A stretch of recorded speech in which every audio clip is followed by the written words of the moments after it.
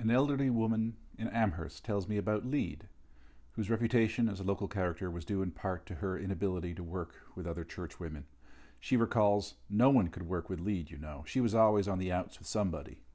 Lead's curt, "Not too much help, please," not only had the immediate desired result of driving other church women out of the kitchen, it had the lasting effect of securing her place in community folklore. Outside of Lead's hearing, and under the guise of humor, others capitalized on her marginality when they used Lead's phrase, "Not too much help, please." Hello, my name is Ian. Today we're talking about Local Character Anecdotes, a Nova Scotia case study by Diane. What a lovely article. It's one of the things when we talk about folklore in general is we sometimes become fixated, in part because of the heritage of the discipline, and in part because of the process of privileging certain forms, like the ballad, like the fairy tale, very marked pieces of repertoire, by privileging those as the things that get carried forward from generation to generation. But as we move towards understanding folklore within performance contexts, we recognize that so much expressive activity, so much meaning, so much of the ways, so much of the things that actually comprise the repertoire of a place, the collective, regularly shared, regularly known and comprehended and understood repertoire, whether or not it actually breaks out into narrative, into individual performances, are much less elaborate affairs, but still very real. And so local character legends, or local character anecdotes, whatever term you want to use, and you can dissect or see if we can find a way distinguishing those two. But narratives about local characters are certainly part of the makeup of a place. For one thing, they are about the group itself. A local character anecdote is basically narratives that, and narratives or narrative cycles that speak to a known individual in the community. Sometimes the local character is a figure from the past, someone who has is no longer part of one's day-to-day experience, but really their life has entered into the common storehouse of understanding. So the local character as a person is part of what one could loosely describe as local history, but it has less to do with events and the way we might sort of normally think of history, and more having to do with what particular episodic anecdotal events might suggest about place. So you have this phenomenon. Characters, whether they are of the past or whether they are active in the community, and you can probably be starting to think about people in your own community that might comprise local characters, that are somehow story-worthy, that somehow their actions draw attention to themselves, and in turn, those actions become communicated by other members of the community. And so it forces one to think about, ask the question of why. And Diane is suggesting, she's not alone in this, but she suggests it so very well, and this close reading of how it happens in Amherst with a deep understanding of the dynamics of Amherst really help to underscore this, is that because they deal with attention that is, because they deal with activities that draw attention to themselves locally, you ask the question of why, and you recognize that fundamentally there is some kind of breach.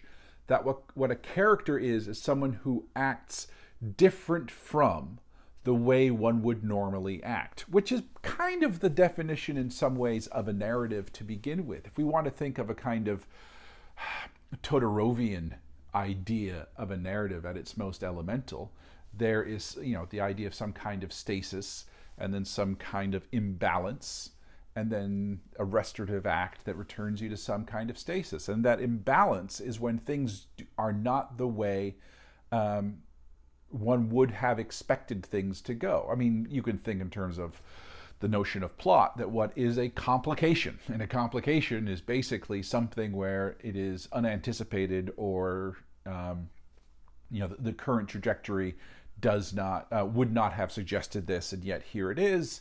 And then there's the resolution of a narrative comes from redressing that complication.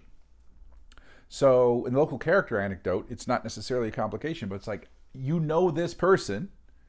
And when I say this person, it has to do with the context of performance. I'll get back to that in a second. But this person, they did this thing. What's with that? And this thing is something that that diverges from norms. It diverges from that group's norms. And so I said, you talk to the performance context, and that the performance context of these things happen in the same kind of small group talk activities that occur throughout the Maritimes. And again, throughout, probably with modifications due to particular socioeconomic contexts and the infrastructure, but more or less universally. She has 3 different ones that are kind of an overlapping. One in sort of public forums, but public forums in terms of the collective shared spaces like general stores. You would now see them in things like coffee shops and malls and so on, but basically where people congregate. And often these are dominated by men in periods of leisure. And we can speak to a number of different articles that also reinforce the idea of the public space as a leisured space for men that women can participate in, but are not necessarily able to because of the distinctions between work and leisure. And I can point to I think 50 different videos that I've made that sort of contextualize that. Then there's the semi-private spaces where people are still gathering together. They might be gathering together in a sort of more closed environment, like the social interactions that happen during church meetings or PTA meetings or so on, where people are not necessarily in groups of intimacy, like friendship and family groups, which is the third category we'll get to in a second. But they are brought together. And so it's semi-public. It's not like out there in the world, like the male-dominated public space, but it is in people have a more ostensible reason for gathering together, and then as they are gathered together, informal talk happens. And then the third is in friendship circles, family circles, and so on. And it's inherently related with news. And news is a really fascinating genre, and she contributes to the understanding of news. And James Ferris talks about news, and Bauman talks about news. But news as a genre in folklore hasn't really, and thinking of it as a genre, or at the very least thinking of it as a folk practice, hasn't been elaborated too much. But basically, one of the things, the correlation between the local character phenomenon and news is that, again, going back to that idea of, this person, they did this thing, what's with that? This person has to do with the already extant knowledge of the community. So named individuals, because this is a small context. They did this thing is a new piece of information. Now, they did this thing is in keeping perhaps with the other things that they do. So we could potentially talk about the emergence of a person within the community as a character, and then what happens when that person has been already identified as a character, and then sort of the continuing adventures thereof. So this person does this thing. What's with that? But they did this thing is yet another piece of information, and I think news is a really fascinating phenomenon, because there is a sort of, it's this tension that exists that you can't disentangle from each other. One has to do with maybe three, but I'll start with two. That there is always a thirst for novelty. So it's something that is new. So news in terms of that kind of, this is a yet another piece. And I think the impetus for novelty in folklore is, again, it's something that isn't necessarily articulated that well. But I mean, that sort of inspires the idea of passing along information if it isn't necessarily relevant, but it is just like interesting to know, which kind of speaks to the aspect of gossip that might be in place. But there's the other form of news.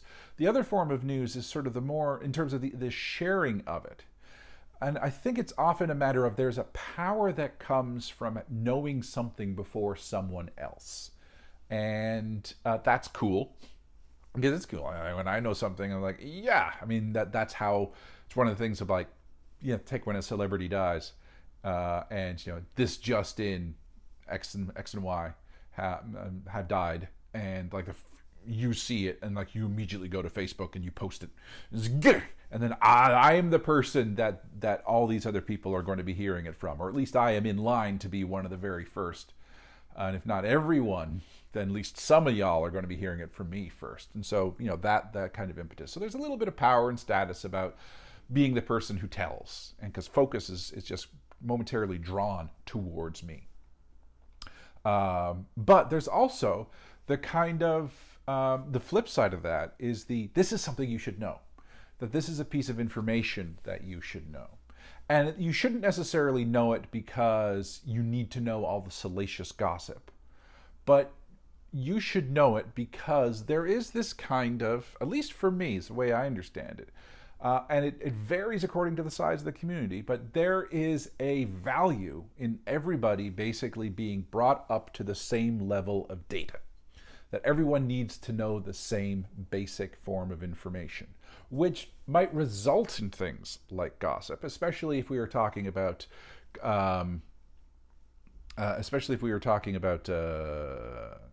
stuff that could remain private but has now been made public. And so, I'm not saying that that it is a faultless imperative to bring everyone up to speed. But I think ultimately it is useful, particularly in terms of more mundane forms of news. But then you have the local character who's on this cusp. And they're on this cusp in part because they exist both as a character. They exist both as a assembly of tropes, an assembly of attitudes that make them suitable for narrative. That they are extraordinary, stories can be built upon them, to the point where tall tales can be built upon them, or they can sort of be incorporated. They just cease to exist, as it were, as real people, and only exist as characters. And you could potentially think of that a couple of generations hence when we think about sort of historical characters or historical figures that are basically sort of pure legend. So there's an argument for some kind of like local character, memorat, fabulat, legend trajectory. But I'm not going to talk about that. But they're also real people. So they don't cease to be they don't cease to be real people. They don't only become part of the collective repertoire of narrative tools. There is a real person there. And that real person is someone within our community. And that person is typically safe, that their eccentricities do not push into the bounds of active threat in terms of the person, in terms of property, but they might be an active threat in terms of normative standards. Because by showing, what makes them narrative worthy is that they do things that one wouldn't expect them to do. They do things that are unusual, inappropriate, bizarre, all those kind of judgments. Again, it's contextual. That their activities are found bizarre and strange based on the individuals who are telling them.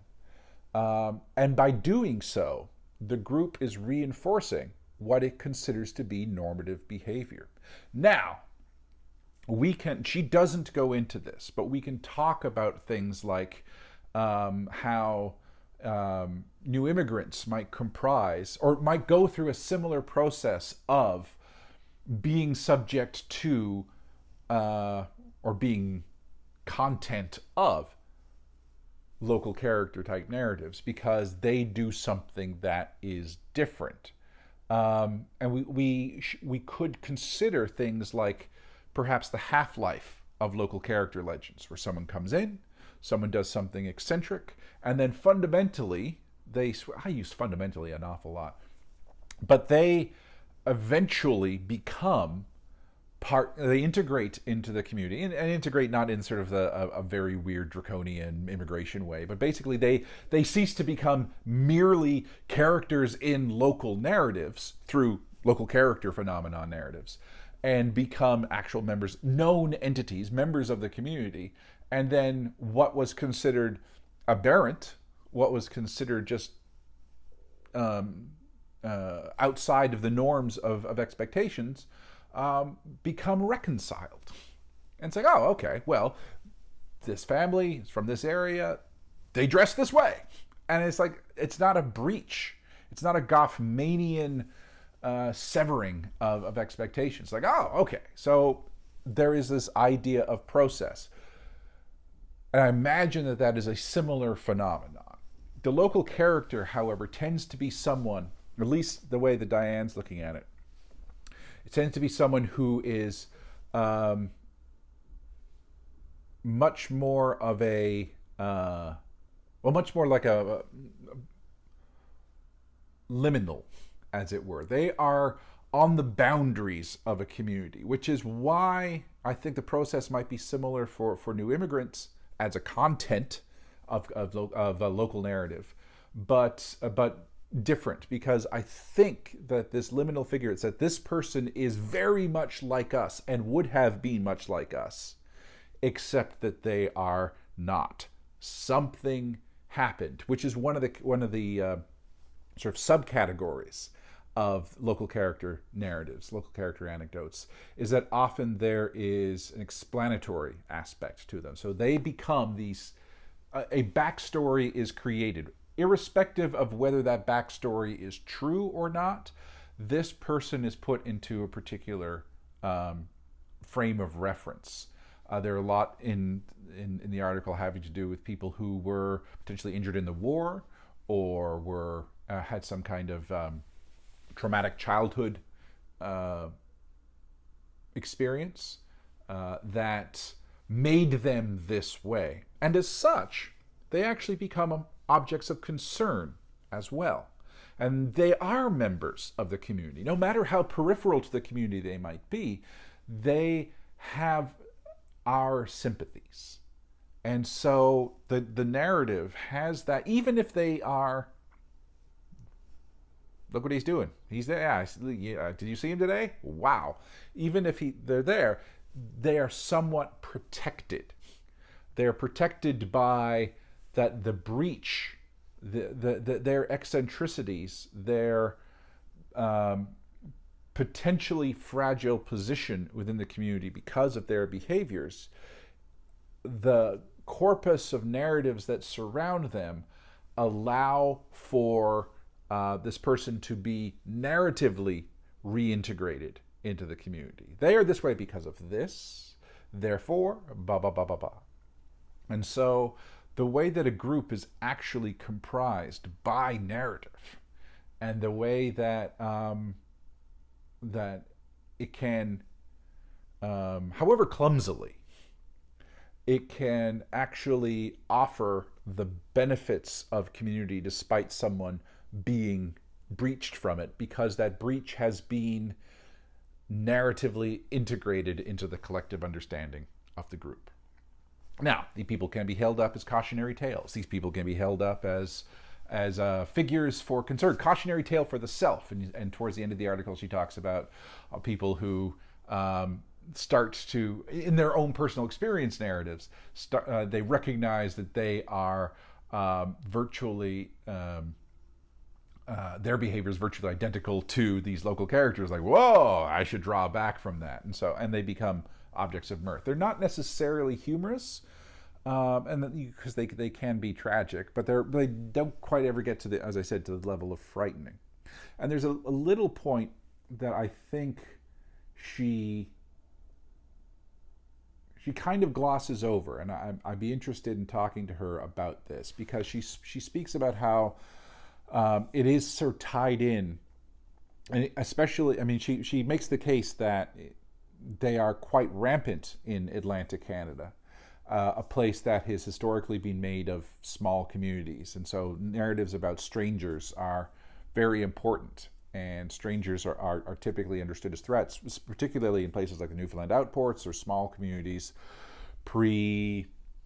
let's draw an arbitrary date in the sand, pre-1930s, where it was a rarity for anyone who didn't have some kind of official business, like merchants or priests or something, for anyone to come into the community. So strangers had that sort of were very uncertain.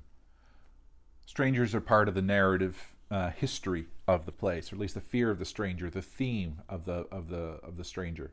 But Amherst isn't a small town.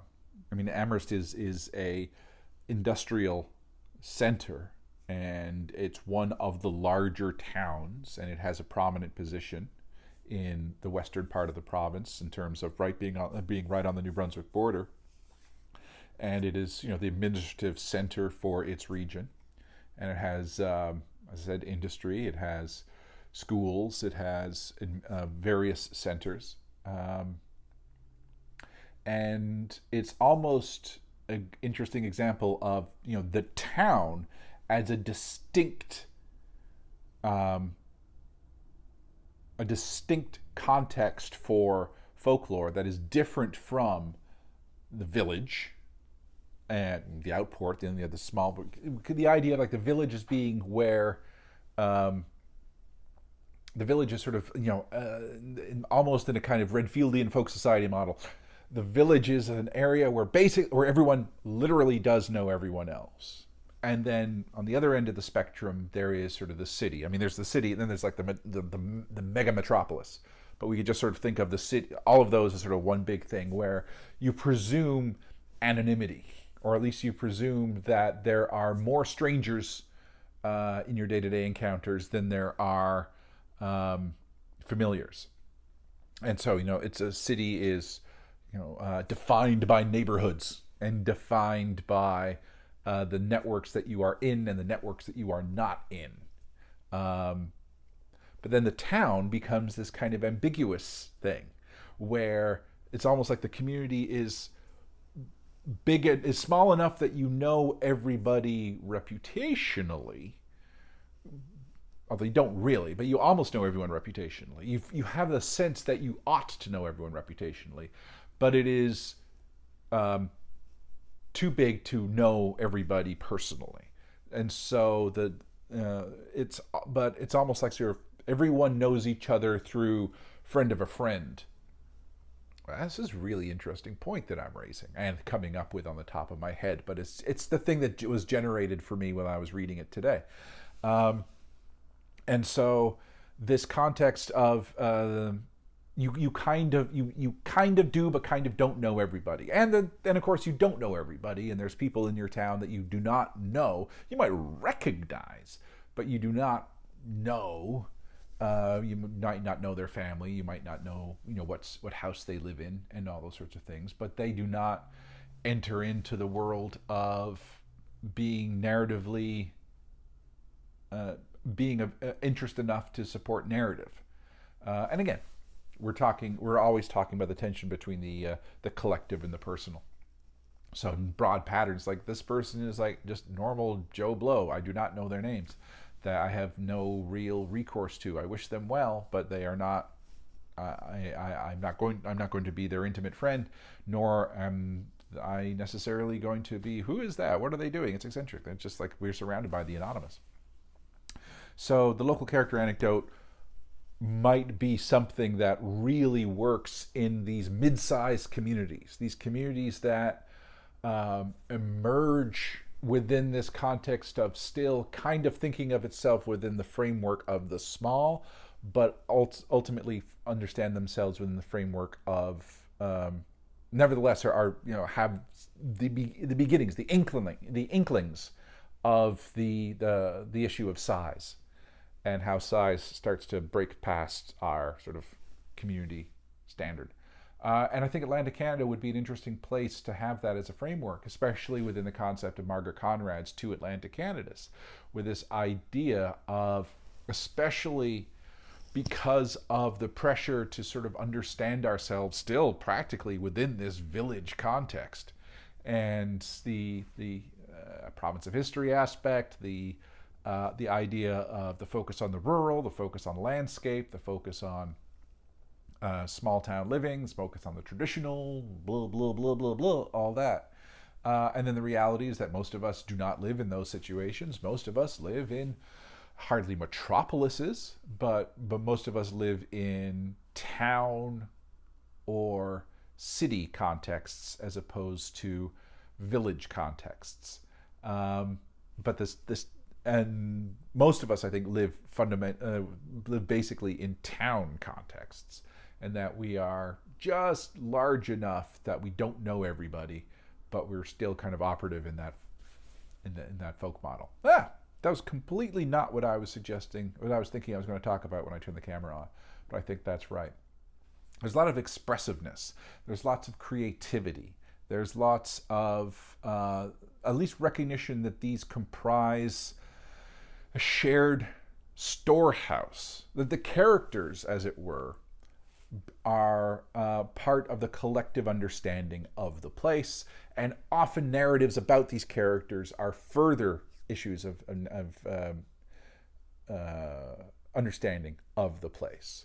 And that if one can identify these, and again, I don't want to necessarily suggest that a folklorist needs to go and collect all the local character narratives, because the repertoire is fluid, and eventually these people pass and their narratives ends, and because they are, items of folklore disappear, not because someone was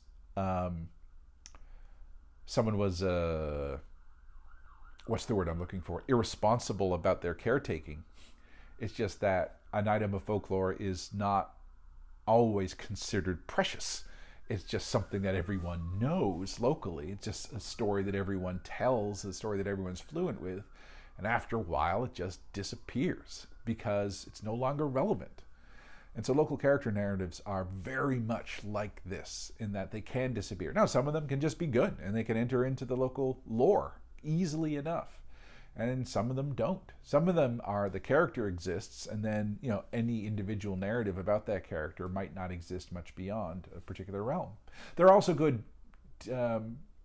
barometers of local understanding, because they can be used metonymically. So she talks about how, I can't remember his name, Frank Moose, put it on the screen, is a local character, local sort of strongman, and everyone locally can just use them as a reference.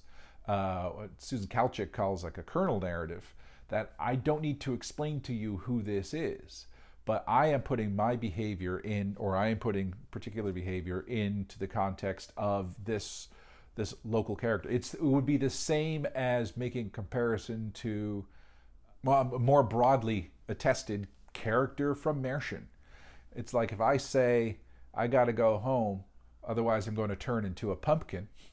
Well, I've immediately invoked a very famous ecotype of Arne Thompson Uther number 510A, Cinderella. You knew that. Similarly, in Amherst, and I don't need to explain that. I don't need to mention Cinderella. I don't need to give that. It's just everyone who I talk to would know that. In Amherst, if I say I'm just going to be like John Moose, and it's like everyone in Amherst would know that. And so it has to do with these little barometers of what constitutes local knowledge. And I mean, a group is defined in large part by its implicit shared narrative. So this article is quite sort of self-contained, but it re-emphasizes two things. One is that the lore of a place is not always enshrined in particularly ornate objects, in that it isn't always these narratives that are, or items that are pristine and self-contained and sacrosanct and function as wondrous objects of their own. They are contextual, they are informative, they are done through the same kind of conventions as these sacrosanct items.